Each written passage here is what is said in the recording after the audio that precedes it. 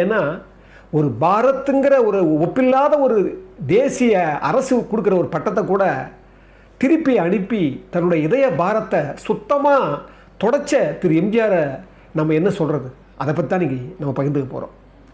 இது வந்து ரிக்ஷாக்காரன் 1971 வந்த படம். அது பெரிய ஹிட் அந்த படம்.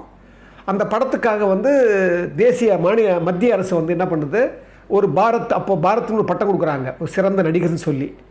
அந்த பட்டம் கொடுத்த உடனே திரு எம்ஜிஆர் அவர்கள் பாருங்கள், அந்த வெற்றி விழா கூட எப்படி கொண்டாடாரு தெரியுமா?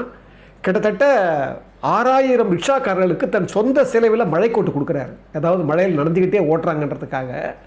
அந்த சமயத்தில் 6000 பேர்களுக்கு 6000 ரிக்ஷா தொழிலாளர். அப்போல்லாம் சென்னையுடைய மாகாணத்து முழுசாக சென்னையுடைய மொத்த மாநிலத்திலையும் சென்னையுடைய நகரத்துலேயும் உங்களுக்கு வந்து பார்த்திங்கன்னா ரிக்ஷாக்காரங்க அதிகமாக, அப்போ ரிக்ஷா தான் அதிகமானது.